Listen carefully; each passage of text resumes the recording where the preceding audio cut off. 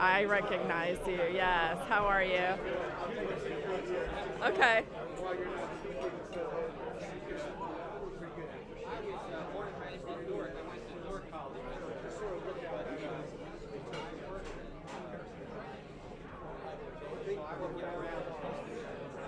Okay, did you get that? Profound. Thank you. There's an agenda at the front, yes. Are you guys ready? Are you ready? Good afternoon, Tiger Bay. We're going to get started. If you would please find your seat, turn off your cell phones, and we will begin the program with the Pledge of Allegiance. I pledge allegiance to the flag of the United States of America and to the republic for which it stands, one nation, under God, indivisible, with liberty and justice for all.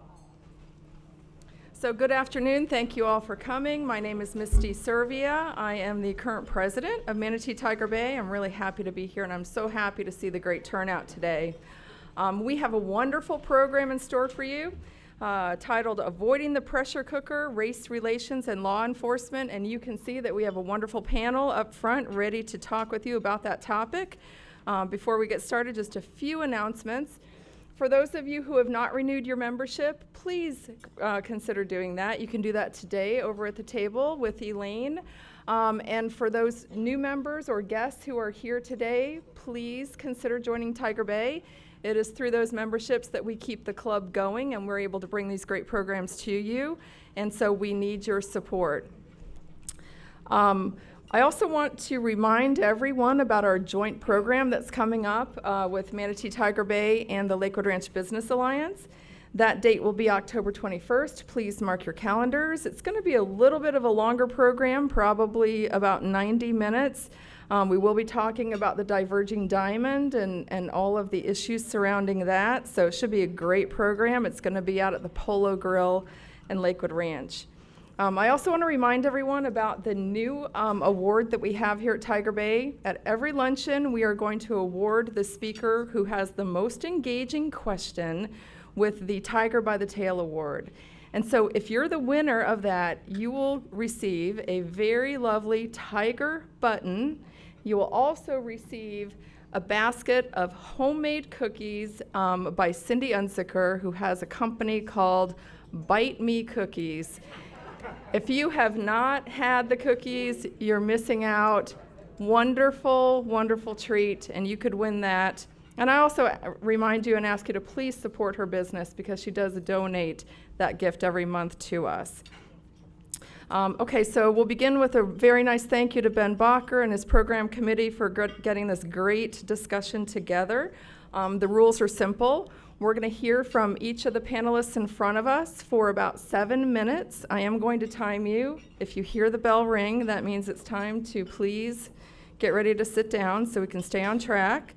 Following comments from the panel, it will be time for questions and answers. You are able to ask a question today if you are a member of Tiger Bay. So when you come to the microphone to ask questions during that time, please say your name, tell us that you're a member of Tiger Bay, and ask a question. Most important instruction, ask a question. Please do not present lengthy comments or editorials. Please ask a question and tell us who the question is directed to. Okay, and so with that, I'm going to tell you who we have here today. And we are going to go alphabetically, so we'll begin with Jim Delgado. He is an attorney with Callens, Little, and Delgado. Many of you probably know Jim. He used to be a board member here at Tiger Bay. We're so happy that he's here. We also have Rodney Jones, a community coordinator for Bradenton Village. I'm sure many of you remember Rodney, ran for school board seat, has been very active in the community, and is going to be talking today. We also have Chief Michael Raz, City of Bradenton, here to talk about some of the challenges with race relations from his perspective. And of course, last but not least, Sheriff Brad Steube, who needs no further introduction. So we're going to start with Mr. Delgado. Thank you.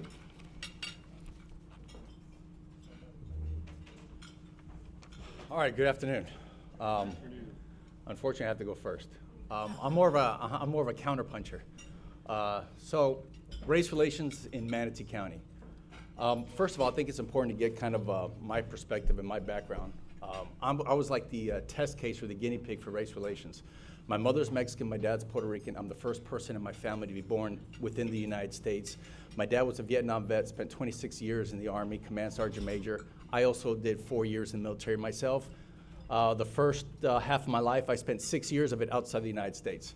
So I am kind of the test subject on what it's like. Oh, and I'm post-civil rights era. So I went to school with black kids, Asian kids, you name it, kids. Being a dependent of a military guy, just in case you guys don't know, what that means is you grow up in a neighborhood that's not divided by color. It's divided by the rank of your father. So I didn't know any better. I grew up with all kinds of kids, black, white. As a matter of fact, I didn't realize, I was naive. I didn't realize there was a problem anymore until I went out to the real world. And I looked around me, and the people I grew up with were no longer there. Look around this room. This room does not represent the world that I grew up in. We talk about race relations, but all we have to do is look around the room and see who's here and who's missing, and we have race relations. Now, we can look at it in two different ways, right? We can talk about the statistics, incarceration rates, death rates, murder rates, and that's a very oversimplified way of looking at things. Society's ills, what's wrong with it. But I have a whole different perspective on this. I think that what we should do is look inside. One of the problems we have, just look on your Facebook. Whenever there's a problem, it's right away everybody goes to their corner and they come out fighting. If it's a cop, people say, I'm pro-cop. What does pro-cop mean? Or I'm pro-black, I'm pro-white, I'm pro-Latino. What does that mean, pro-something? You know, I'm an attorney. I don't really care. It's like, well, what are the facts? What happened? What's the issue? What do the witnesses say? What does the evidence say? You know, that's a problem. Just go on Facebook. If you don't think we have problems, go on Facebook. And as soon as something happens, right away you have a reaction to that. You know, I found out that a big percentage of my friends, probably not people I would be friends with anymore.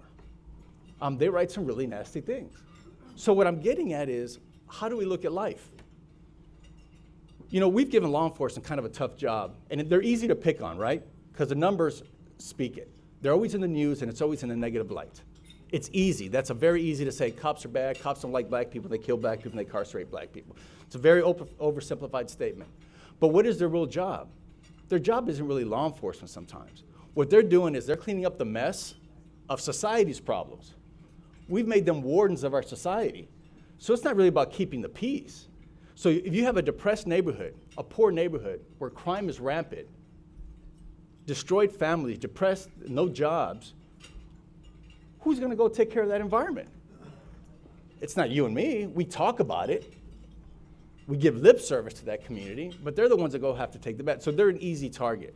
So my point is very simple. When we have a problem, instead of saying I am pro this or pro that, why don't we take a step back and look, what's their angle? What is their perspective? Why did that problem happen? The police shootings. Basically, we're talking to my father stated to me, well, they shouldn't have ran away. So what we are saying now as a community, it's okay, if you run away, it's okay to shoot somebody. That's unfair to everybody. It's unfair to the police officers. I've worked with the sheriff. I've been in many meetings with the sheriff. I know his people. A lot of friends of mine are cops. A lot of them. I've known it for 16 years. It's a small community. The bailiffs, my favorite people at the courthouse are bailiffs. It's true. Matter of fact, one of your guys just gave my son a ticket yesterday. So, and the only question I have for the officer is, was he respectful? You know, that's the only thing I cared about. You know, I don't want some, you know, did he run his mouth? So race relations. In the Latino community, it's getting better, but there is problems. As one officer told me, what they do is when they pull somebody over, they like to see the way the person responds. They're looking at their language and their demeanor. And if they don't speak English, they treat the person one way. The complaints I'm getting aren't as bad as they were 16 years ago, which is a good thing, right? I'm a complete optimist, if you can't tell by now. I'm not going to play angry up here because I'm not angry anymore. I think that as a community, we're getting a lot better. The Manatee County I moved into 16 years ago was completely different. The number one complaint I got before from my Latino clients was they said they made fun of them because not speaking English. They made fun of them because they weren't documented. They mistreated them. Those complaints have been reduced by at least 50 to 60%. Still a problem, but see, to me, I think that's progress. We have to look at it that way. You know, we're not Ferguson, we're not Baltimore. But then again, it's a good thing because we don't have Ferguson's problems and we don't have Baltimore's problems. But that's not to say that we don't have problems amongst ourselves. So we should be asking is, do we break bread with them? It's one thing knowing somebody at work. You know you're a Latino guy because he cleans your yard. They serve your food. They clean your house. They take care of your kids. They pick your fruit. That's not knowing them. When you know somebody's to break bread with them. An African-American gentleman, Leon Robinson, an attorney here in town, I asked him what it's like growing up in a town where you couldn't cross the side of 41. He told me the story of 41, the dividing line in Palmetto, and that you couldn't cross over. It's an imaginary line. The white kids stuck with the white kids and black kids with the black kids. And I asked him a very direct question. Why are you not angry at that? I think I'd be angry. And he said, well, because we became friends. I said, what do you mean you became friends? We broke bread. And that was a very profound statement to me. They didn't just know them from work. They knew them. They went to their homes. Everyone within us right here, I don't care who you are, is an amount of prejudice within us. I have them. We all have them. If you say you don't, either you're a very special person or you're lying. We all prejudge people. Racist to me is too harsh of a term, but we are prejudiced. We prejudge. Somebody comes in messy, we prejudge them. They come in clean, we prejudge them. Right or wrong, we prejudge them. I've had many friends in my life that I've prejudged. After years of knowing them, I don't even see them for that anymore. When you get to know somebody's fears, their thoughts, their sorrows, their accomplishments, what they treasure in the world, you start to see them not as a color, not as a Latino, not as a cop, not as a black person, not as an Asian person. You look at them as a person. So my suggestion to you before I get down is, next time you post on Facebook that you're pro something, it means something to somebody else. I'm from out west. It took me, and I still haven't got over it. When I see a Confederate flag, you might think it's heritage. I see it as racism. I see it as a flag that represents things that we got away from. When you say, I don't like the whole politically correct, what I hear is, it's okay to say the N word, it's okay to say the W word, wetback. What I'm saying is we have to be careful what we say and how the other person takes it. Just because we have freedom of speech, with that carries a big responsibility. Thank you. Next. Mr. Jones. Good afternoon. First of all, I'd like to say it's absolutely honor and a pleasure to be here and to be asked to be a part of a panel on such a, I think, an important issue, especially in today's culture. I'll give a small preamble. I'm not a politician, even though I ran for school board last year. I speak from my heart. I speak based on my personal experience. I'm a research fanatic, and I'm a person of faith, and I'm not ashamed to say that anywhere. Sometimes we want to separate that into a box and separate it from my life, but I'm not one person that does that. I'm not an angry person, but I am a realist, and I believe that we still in this country, still in 2015, we still have a long way to go as it relates to race relations. I don't believe in pointing fingers. I'm a solution-based person and believe in solutions and coming up with solutions that are good for all people, not some, but that are good for all people. I'm a native of Manatee County, one of the few, one of the proud. I'm a product of the Manatee County School District, a graduate of then Manatee Community College, now SEF. My good friend Dr. Mears over there.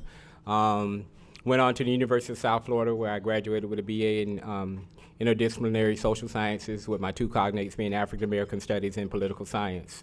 My mother is a retired educator from the district, born right here, and grew up right in what we used to call East Manatee, which is now East Bradenton, right in the shadow of Tropicana. And my dad grew up in Palmetto on 30th Street, on a then dirt road in 30th Street. So I'm hometown guy. What I can say is I wonder, well, I'll just be plain and simple. I wonder what about my experience in this country has made things so different for me. Still today in 2015, people that look like me are last in education, first in incarceration, first in health disparities, the least employed, and so many other factors, the most incarcerated. And I wonder what about my experience, and for people that look like me, has been causal for that. So when you look at a problem, it's very much multifaceted. You can't just look at the problem with race relations in law enforcement. I have a great respect for Sheriff Steube. I'm proudly wearing my button here because I just went through and I'm an alumni of the Citizens Law Enforcement Academy, a great academy. I just finished. Madam President Susie Copeland and I went through there, so we got a first inside look at law enforcement, and I'm very grateful for that experience. And so I think it's important that we continue to reach out and reach across the aisle and try to come up with common solutions to problems that hurt all of us. But back to what I was saying, I still think there's a long ways to go. And what about my experience and the experience of those that came before me has caused us to be in the position that we are. I listened to Jim's conversation about growing up in a very eclectic environment. I grew up in an all-minority neighborhood. My parents grew up built a house in the Jackson Park community that's right in front of the Palmetto Youth Center in Palmetto. And we grew up there. It was an all-black community. My parents grew up in segregated schools. So my vision and perspective is much different. I grew up, we always ate dinner. My dad came home about 6 o'clock. And so the family always would have to come together for dinner. I grew up with the conversations of my parents having to go to the back of restaurants to receive food. My dad, as an early manager for Chevrolet back in the 60s and early 70s, being called, receiving racial slurs across the counter because they didn't want someone of his complexion serving them. So that has I have never used the situation for an impediment, but what I have used it for is to push forward and try to make things better. One of my roles in the community now, I serve as the Vice President of the Manatee County branch of the NAACP, and we get a lot of issues with law enforcement. I think I've had more experience with Bradenton Police Department even before Chief Raz came than I have with the Sheriff's Department because I've lived in the city of Bradenton, and I've seen several things that I think have been just grossly inappropriate. I think things have gotten better, but I think it's more so you just can't look at law enforcement. I think we're experiencing, our country's just plain out experiencing a moral decline, and I really believe that. And I say that to say not only do you see issues in law enforcement, but you see issues in education where teachers are having relations with, inappropriate sexual relationships with young students. We see that more prevalent, and we see the kinds of things that are going on. But the difference is with law enforcement, the power that they have on the street. There's an extreme difference. They have arrest power, and they also have a power to pull a weapon and then actually take a life. And so I tried to be a little prepared for the conversation today, and I did some research, and it's bubbling up again, but this has been a long-term issue. When you do the research, it's the shootings of, allegations of inappropriate shootings by police officers, and I'm no lawyer or I'm no detective, and, you have to be very careful of the media nowadays, local media as well. Like I said, I'm not a politician. You have to be very careful of the media and what you read because newspapers are starving right now, so every story that they print is very sensational. And so you have to be studious and actually research yourself and get the information yourself before you form an opinion. And America doesn't do that much anymore. We're a very microwave mentality. We want things right now. We don't want to dig for anything. So a lot of the images and things that are presented to them, that's what people believe, and I don't do that. And I have a great respect for Sheriff Steube. I have a great respect for Chief Raz, and we've worked together on different projects over the years. But do I believe there's still issues and the problems? Of course. I think a few bad apples can definitely ruin a bunch. I can remember several situations coming up where I've seen one in my son riding a dirt bike one day on the street. Shouldn't have been on there, college kid, bought him a little dirt bike about this big when he was 16, and he come over to the house and ride it every now and then, and so he rode it on the street. The police got behind him. I've always told my kids that if BPD gets behind you, ride to a safe place, just don't stop anywhere, ride to a safe place. He rode the bike home, got off the bike and waited for the cops, and they charged him with a felony fleeing to elude. Even though I explained now, my good friend here helped me navigate that and get out of it, but I explained to him he has no priors, he's a college student, goes to church, valid license, valid insurance, told him that I work very vigilantly in the community, had a great relationship with Chief Raz, and they charged my son with a felony fleeing to elude. I explained to him that felony would be debilitating to my son. It would ball and chain him for the rest of his life. And still at that point on the street, they charged my son with a felony fleeing to elude, and he went to jail for riding a dirt bike and not stopping and riding it home and getting off and waiting on the police. So I've seen people on the street down handcuffed and K-9 just barking in their face while they're laying first down, and the officer standing there talking. And so it's been a lot of things. On the converse of that, I've seen some absolutely beautiful things from law enforcement as well. I've seen some beautiful police work. I've seen some excellent professionalism, and so I think what it is, I think we've got a remnant of immoral people in positions, and that's across the board. I don't care what genre or what profession you're in. I believe that exists. It just poses a different problem when it's law enforcement and you have such power to change lives right on the street for individual people making decisions that can actually take lives.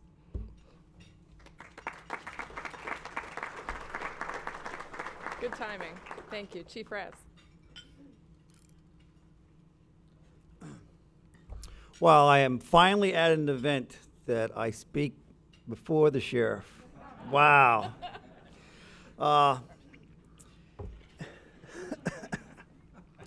Let me just say that, I love the title of this, Avoiding the Pressure Cooker. I don't think there's any CEO, president, or sheriff or chief that actually can avoid the pressure cooker. When I started being the police chief 13 years ago, my hair was dark. As a matter of fact, Sheriff Steube had hair when he started. But I just want to touch on briefly what has happened, a little history about policing. For those of you who are extremely old, back in the 40s and the 50s, all the policemen walked beats and walked neighborhoods and got to know everybody in their neighborhood, and everybody knew them. And in the late 60s and early 70s, what did the new police administrators do, new modern police administrators? We stuck everybody in the car, gave them air conditioning, rolled up the windows, and stuck a radio in there, and they rolled around the neighborhoods, not engaging anybody, and only went to calls when they got a police call. We have been trying to counteract that at least for the last 20 years. In Bradenton, we put people out on foot. We put people out on bicycles. We try and re-engage the community, especially the black community, because you're trying to build trust within the black community. And just like my good friend Rodney said, there are bad doctors, bad lawyers, good lawyers. There are certainly some bad policemen and some good policemen. I like to think the majority are good. But there are some bad apples, and we work very hard to try and weed them out. But the goal of policing, whether you're black or you're white or you're Hispanic, is to treat everybody with dignity and treat everybody with respect and keep that line of communication going. If you do that, then half the problems will be gone. Lucky for us, in one way, is in the city of Bradenton, every police car has a video camera system in it, in the front and the back. And we all know, at least a lot of people know, what happened out in Baltimore, where they took this guy and they put him in the wagon, and one of the allegations was that he got bounced around in the wagon and somehow he got hurt, is one of the possibilities. Well, 2 days ago, I had a citizen come in saying he was arrested and he was bounced around in the back of the police car and he's injured. Lucky for us, in our video system, we also put a camera in the back seat, so we could actually see. So the bouncing around he talked about was when the officer turned from 9th Street into our parking lot, and he went over so slow, it was hysterical. But yet, people are going to be people. But then there are a lot of legitimate complaints that come in. And complaints for police, the way we handle them, it's not like a court system where you have to have, evidence beyond a reasonable doubt. We use a bar that's called preponderance of evidence. We look at the complaint, we look at what transpired, and we have to make a judgment on whether or not it's more likely that this incident occurred than not. And that's what we base our judgment on. So our officers know that. We get very few complaints nowadays because we've been trying to reconnect with the community for 13 years. Very few complaints come in nowadays, but we look at them legitimately. We have our complaint form online. You can come into the station and fill out a complaint. You can just mail me a letter. So we take these things very seriously. And once we receive your complaint, you get a personal letter back from me acknowledging that we did get your complaint, who's going to investigate it, and about how long it will take. It's just another way of opening up communication. So that's what we're trying to do in the city of Bradenton, at least in every neighborhood, whether you're black neighborhoods, white neighborhoods, is keep the same officers in the same neighborhoods and build that trust and that relationship. And it's paying off for us after 13 years. We had a very serious shooting not too long ago at one of the gas stations out east. The neighborhood officer pulled up. The detectives asked him to look at the video from the store. He knew the kids because he'd been working there years and years and years, and he watched these kids grow up. So it's working out for us. There's still a lot of work to go. There's still a lot of distrust. But the bottom line is we acknowledge that there's some distrust, and we're going to keep on working with the communities, black and white, until we get it right.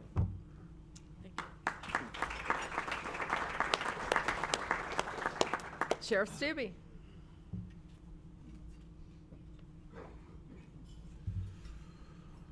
Johnny the Bagger. It's about customer service.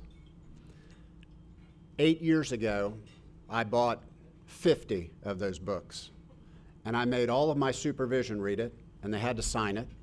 Then they had to pass it down to someone else, pass it down to someone else, pass it down to someone else, and every deputy that's hired at the Manatee County Sheriff's Office today reads that when they come in the door, because it is about customer service. And it doesn't make any difference what color your skin is. It's about providing the same service to everybody in our community. I believe that the key for law enforcement and race relations is to develop relationships and friendships in our community, and that can only happen based on trust and the sharing of information. That's the only way it can happen. The problems, whether they're real or perceived, should not be ignored. They cannot be ignored. And because of that, we have a professional standards investigative unit that every time that there is a allegation made against our employees, whether it's a criminal allegation or it ends up being something other than a criminal and an administrative, it can come by mail, it can come by telephone, it can come by email, it can come anonymously. We investigate every single allegation that's made against the persons at our agency. But that's just one element of what we try to do in the communication process. We've implemented a number of programs and strategies to inform our citizens why we do what we do when we do it. Community-oriented policing, the chief touched on this. We do a different version of it.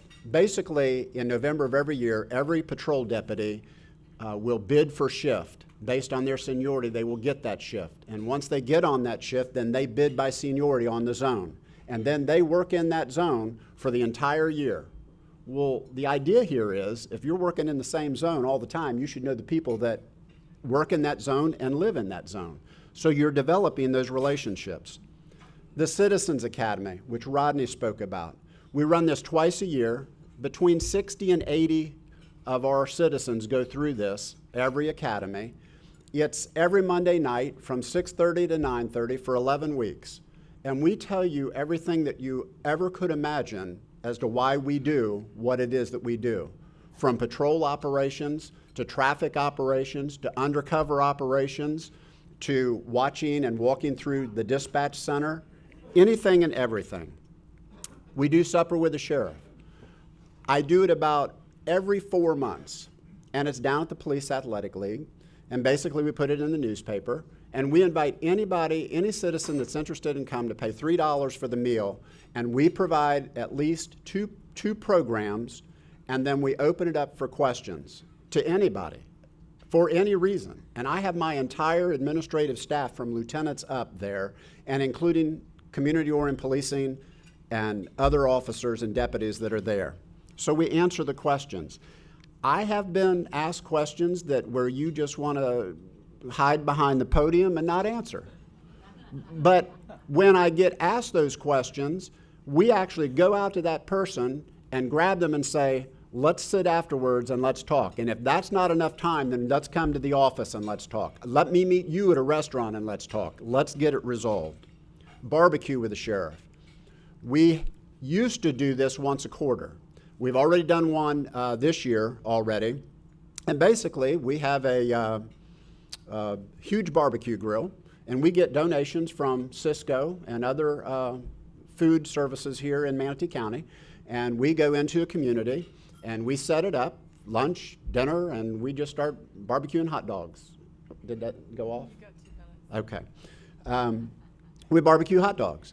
And I have the community-oriented policing group that actually works in that neighborhood there, along with me, and captains and lieutenants and majors, and we talk. And we're trying to develop, again, the relationships in that community so that if a crime occurs, whatever it may be, that they feel comfortable with picking up the telephone and talking to us and giving us the information that we need to solve that crime. And I got to tell you, you can pick up the telephone and call us anonymously and give us the information. All we're looking for is the information to make sense with what we're trying to do in the investigation to effect an arrest and go forward. Ride-along program. Anybody in this room can go sign up for our ride-along program. You can pick the shift, you can pick the district, you can just go out and ride for 8 hours, 12 hours, whatever it is that you want to do twice a year. I would encourage you to do that, because when it gets dark in Manatee County, it changes.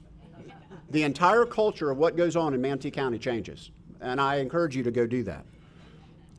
You probably don't know this. Ever heard of Sheriff's Patrol? It's a television program that we do once a month that we've been doing for 20 years. It's on Bright House, Channel 614, Verizon, Channel 31, and Comcast, Channel 19. It's on Wednesdays at 1:30 p.m., Fridays at 9 a.m., and Sunday at 7 p.m. And Charles Clapsaddle and his group, we go to their studio once a month, and that's where we film this every month. And what do we show you? We show you about the sheriff's office. We show you about programs. We explain things to the community as to why we do what we do, so that you have a better understanding when it is that you have interactions with law enforcement.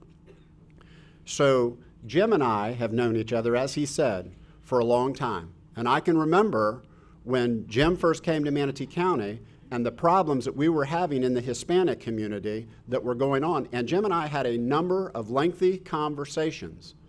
We moved into the community and tried to convince the Hispanic community, those that were here illegally, that if you're the victim of a crime, we don't care that you're here illegally. You need to tell us about that victimization so that we can help you. And I think we've made great strides in that area. I think we've made great strides in all of these areas. But here's the bottom line. We're not there yet. We're not there yet. We have a lot of work yet to do. All of us, white, black, Hispanic, law enforcement, and citizens. We have a lot of work yet to do. Thank you.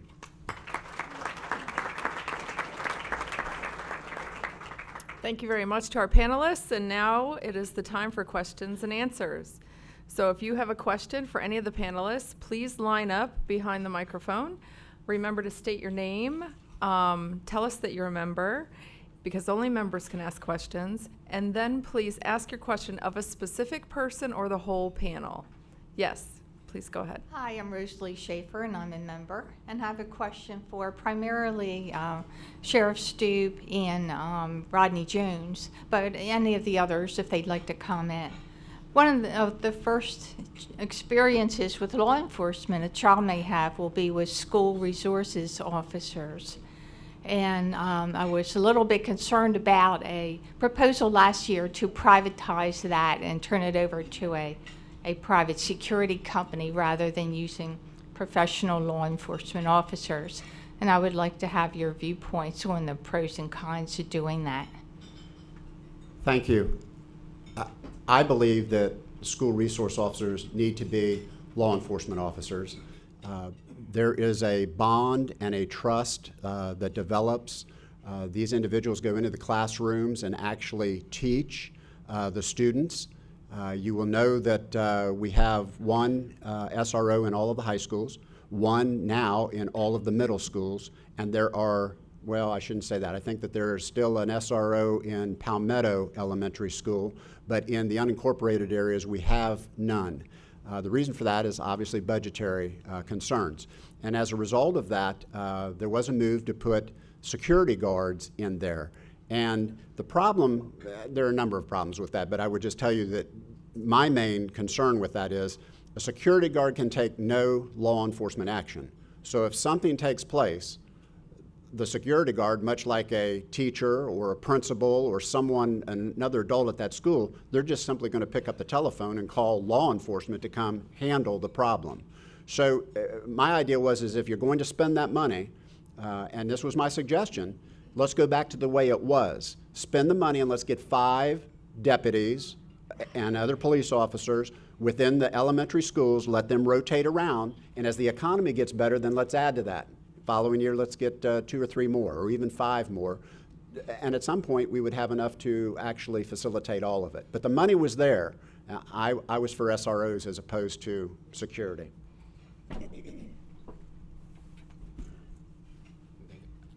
I'm getting a little old. I think I got to get up a little sooner. I had a little trouble getting up there.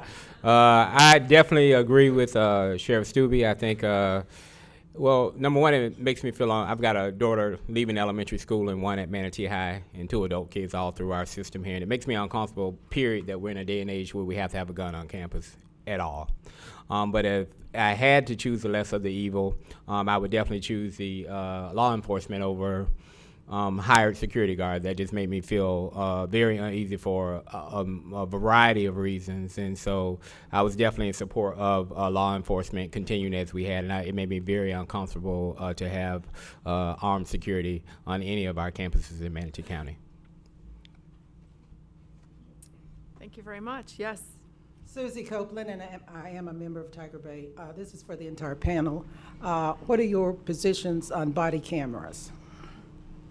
Okay, who wants to start?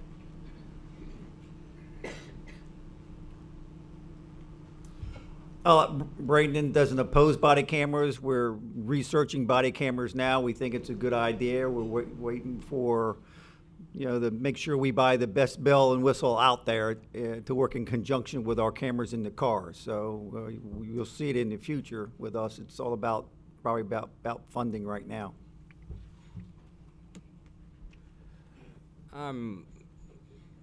For them, but I'm definitely, I think we're losing a lot of privacy in this country. So I'm always concerned about privacy concerns, but I definitely have seen the benefit. And then we live in an age where everyone has a cell phone and a camera, and the only way some of these issues have been resolved is private citizens have captured things that have been inappropriate.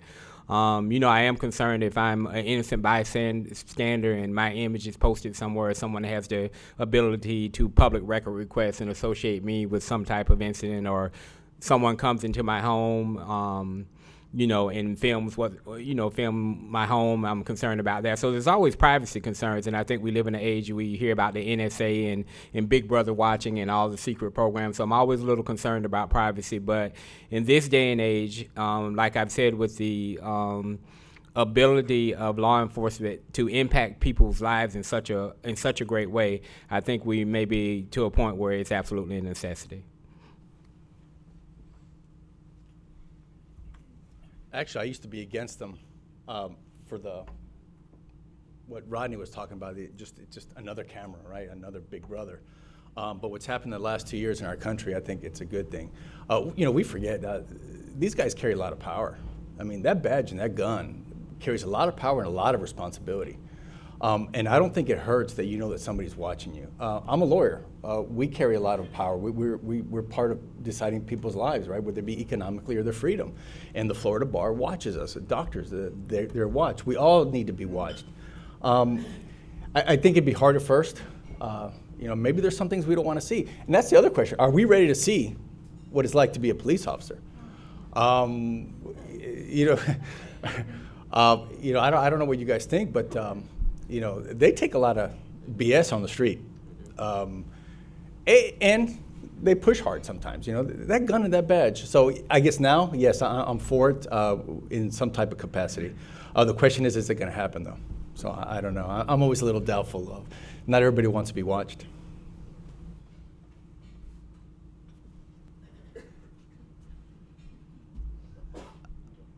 I'm in support of body cameras as well, but I have to tell you that there are a number of concerns. First of all, we were hoping that this year the Florida legislature would pass some legitimate legislation in regards to the wearing and of them. As you all know, we live in the Sunshine State, and the public records laws here are wide open. And as some of the concerns that have been expressed up here, the fact that my deputy has one on and goes into a home on a domestic, well, when do you turn it off? What part of that can you have on? And then there's even a larger issue here.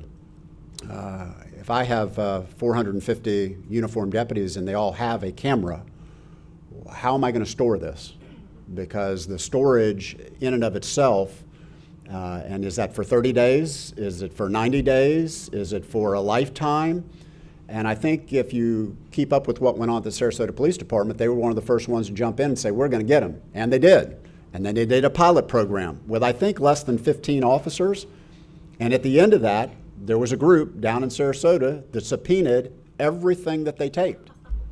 And then someone has to sit down and go through that and review every bit of that and redact those portions that are not public record. That takes forever. So right now, at the sheriff's office, we have so many public records requests that I am almost have to hire another person for this. And they are just ludicrous, in my opinion, requests. I got a law firm, not here locally. I have a law firm that has gone in and done a public records request to see how many lawsuits have been filed against the sheriff's office. And the reason they want that, they told us the reason they wanted that, is because they want to represent these people. Even though I'm already being sued, so they're already being represented. So to me, I mean, I'd like to be able to tell this group, sorry about your luck, but I can't because of the sunshine laws and public record requests. But for the cameras, I'm for them. I think that the majority of our deputies are for them. When this all started becoming apparent, we're getting Officer Improvement Committee questions all the time. When are we going to get cameras? But it's a cost right now, and I'm in a stage with the chief and others where I want to sit back and wait and see what the legislation is going to do so that we have some idea where to go.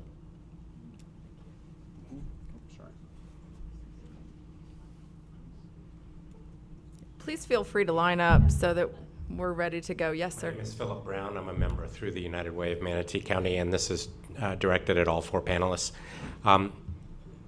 You've all said that the problem, we need to make further progress.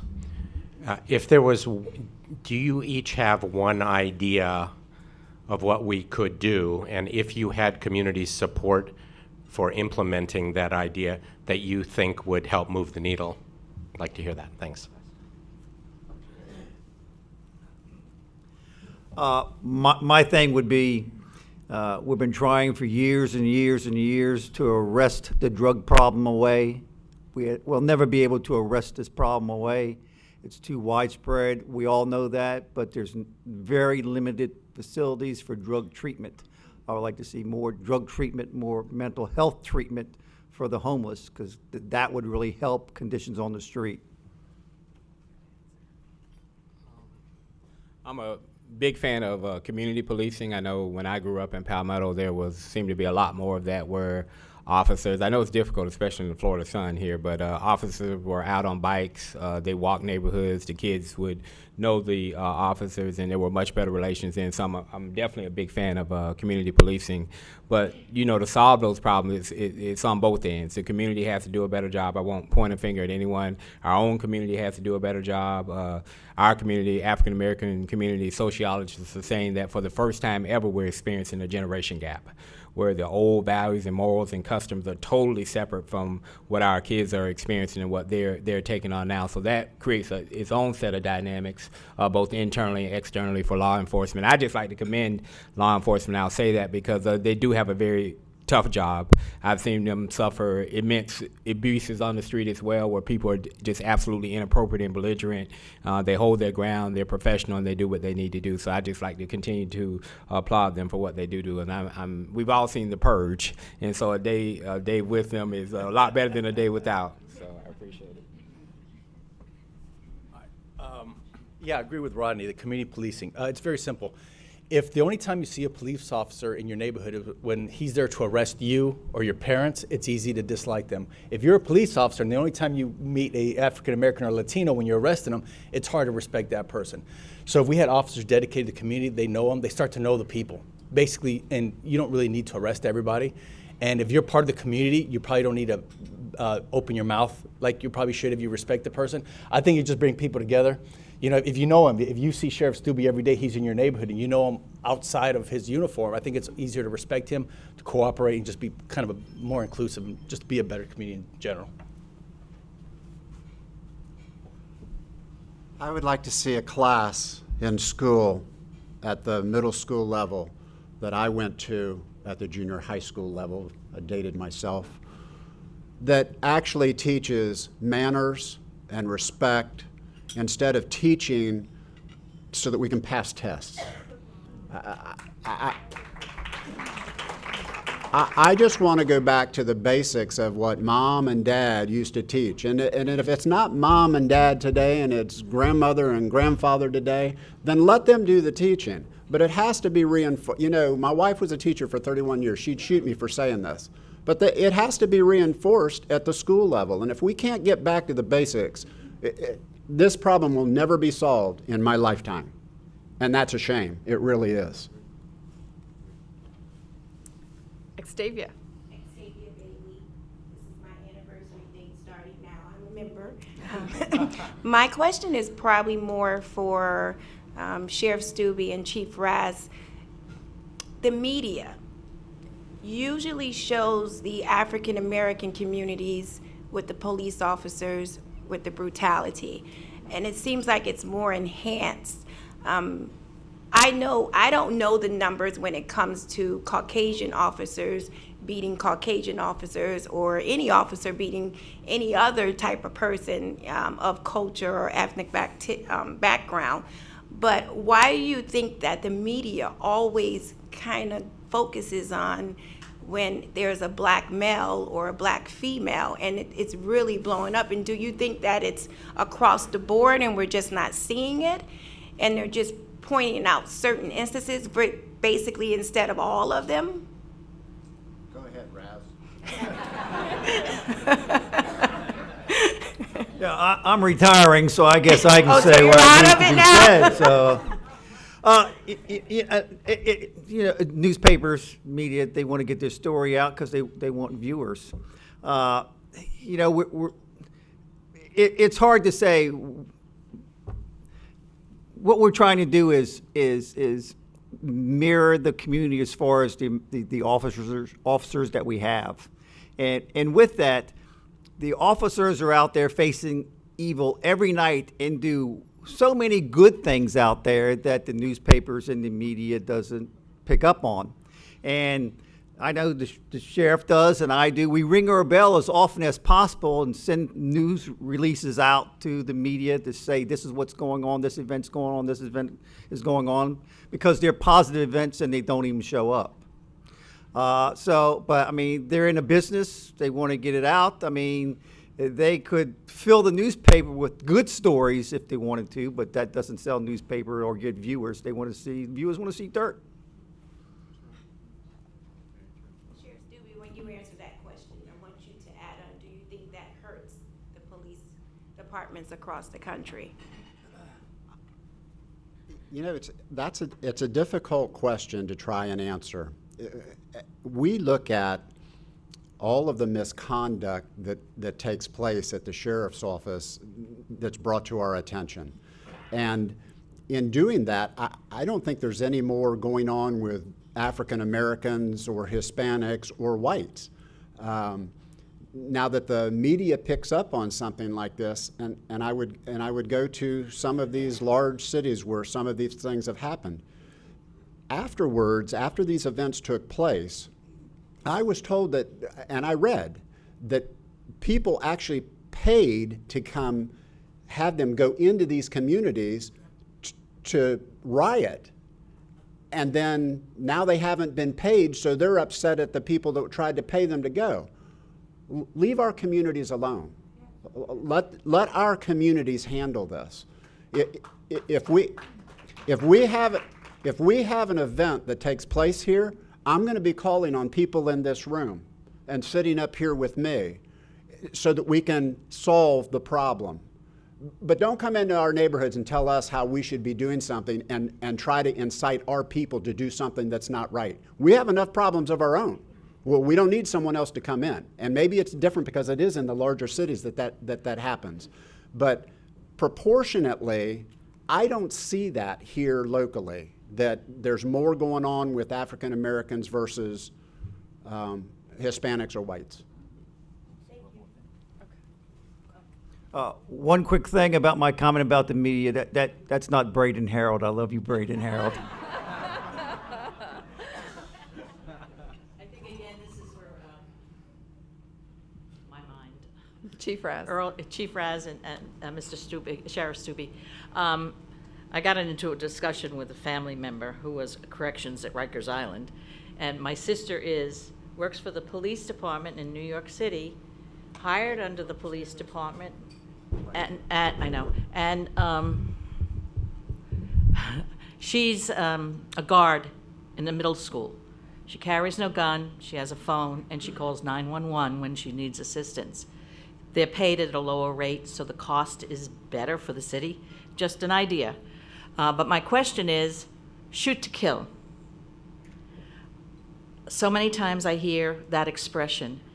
Why do we shoot to kill? Why can't we just shoot their legs or hit them where it won't kill them? I just don't feel it's right. Okay, for professional law enforcement agencies, shoot to kill is a myth. We don't shoot to kill. We're trained to shoot center of mass to stop a threat that could cause serious bodily injury or death to us or somebody else. So by the time we aim for the leg and try to shoot the gun out of their hand, we or somebody else might be seriously injured or dead. But we're taught if the situation is that serious that you got to defend your life or somebody else's, you shoot center mass and you keep shooting until that threat is stopped. That's the professional training that police officers across the country get. Yeah, okay. Thank you. My name's Cheryl Wilson, and I'm a member. My question, I think, is for the two law enforcement personnel, but I would like to hear the other panelists from an observation standpoint. It's encouraging to hear about the community activity, the community engagement, the community participation, and I'm not surprised by that. I think you've done a good job of making yourselves visible and letting the community know that you're there for many purposes. But my question is whether it works in the other direction. You know, what is your seat and your access and your input into other organizations, bureaucracies, government boards for what those communities need. If you are in the community the way we see you, then you would be aware when there are job training needs or when there are health care issues and decisions to be made, or when there is job training or job fairs, or when there are decisions to be made, school decisions. You know, when Manatee County is faced in the coming years with some redistricting questions, is your input sought on what kind of an impact that's going to have on those communities? So my question is, do you get consulted or do you offer insight on the communities that you protect? Yes. Is that good enough? Yes. For instance, the school resource deputies and police officers. Before that decision was made to hire security guards, I was consulted, the chief was consulted, the chief of Palmetto was consulted. We at the sheriff's office have kind of an unwritten rule that if you're a lieutenant or above, you have to be on a board. And as a part of that, your involvement in the community. So we have a number of folks that are on boards. When you talk about the school board, obviously we have a lieutenant that's in charge of our school resource deputies, and that particular lieutenant has been there at that position for over 20 years. So when there are decisions that are need to be made, they go to him and they ask him, and if he can't make that decision, needs to run it up chain, he does that. But we empower our people to make the decisions and be involved in the community.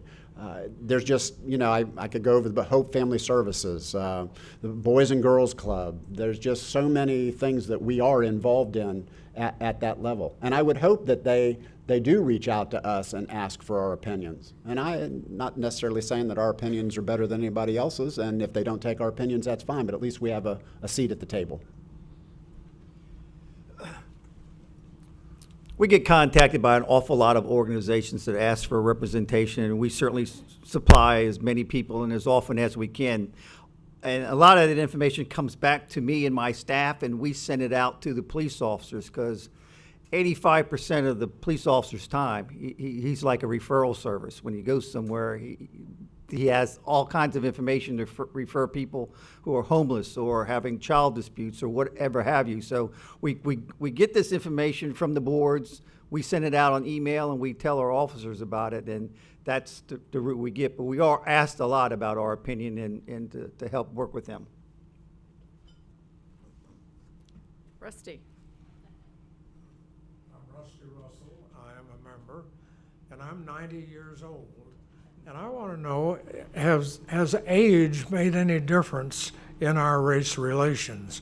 When I grew up, we had a black maid employee who was like a mother to me, and also to our children, right on through the.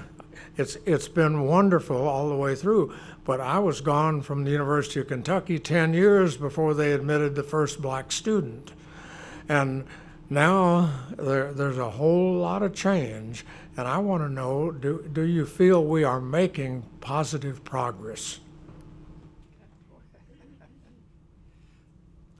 I don't. I think we're going backwards. I can remember when I started my career working in neighborhoods, whether it was working with small black kids or white kids, all I would have to say is, I'm going to tell your mother.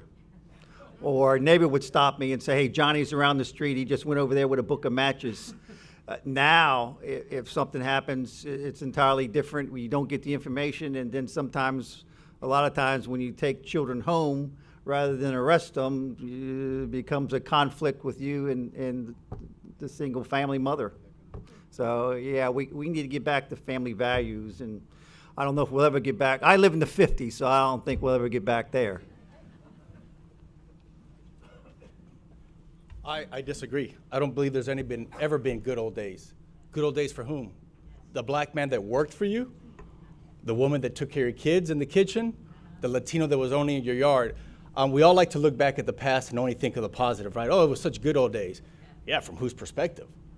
I'm the complete optimist. I think we're doing better. Rusty, the difference is they don't work for you anymore. They're your counterparts now. They're your colleagues. They're not raising your kids now. They might be teaching your kids. Or they might be your kid's boss. It's easy, like I said, that's too easy. We're doing much better. Just Manatee County in the last 17 years, how it's changed. We can't see it because we're too enthralled in it, but things are always getting better. Don't pay attention to what's going on Facebook in the media. Just look around you. Look at the colors of the faces that you're going into now. It's easy to say, hey, it's a mess, it's all on fire, it's going downhill. Is it really? Things are going to change. We can be negative and keep on harping on what's wrong, or we can be positive. Now remember, they don't work for us anymore. They're our colleagues, and I think we have to realize that. And the good old days were only good for the people in charge, not for everybody else. That's great.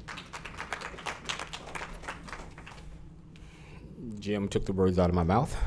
I agree. I think things are better. I think they're better for everyone, and we have to realize that we have a much more diverse, America is a much more diverse society. 50%, almost 50% of our population now is minority. That forces change. I know at my daughter's school, 50% of the population there is Hispanic Latino. Her relationship with Hispanic Latino people is much different than when I came along. Now, what has to happen as we go through this societal change, the old guard, or those who are in charge, have to realize that there are policy considerations that must come along with the change. And so the change is occurring, but the policy considerations are not coming along quick enough to accommodate the change, and that causes its own brand of friction within itself. But I agree with Jim 100%. The good old days, and I grew up in a community just like many of you where, you know, if you did something at one end of the street, by the time you got home, somebody had called your mom. And in my neighborhood, if they could put their hands on you, they put their hands on you, and you got it once, where if they could catch you once from mom, and you tried to get mom to spank you because you hated for dad to spank you when you got home. So that's what we grew up with. So we had more of a community back then, and that's what I'm used to. But I think it's better, and it takes these type of conversations, real conversations, to continue to push the envelope and make it better. So in closing, probably my last comment, because we're running up on an hour, I'd like to thank Tiger Bay and my friends here and all my friends out here. I see a bunch of my people that I'm absolutely in love with. I would like to thank you for the opportunity, for me personally, to be here. I would really consider it quite the honor to be asked to be here. Okay, so that was our last question, and I want to thank the panelists too. You all did a very wonderful job. Thank you for being here. So now it is time to award our Tiger by the Tail award, and today Mr. David Teitelbaum is going to tell us who's the winner. Who asked the most engaging question? Rusty Russell. Okay, Rusty, we have some prizes for you. We'll see you next month. The topic is going to be a report on the Alice report and poverty in our communities. Please be here.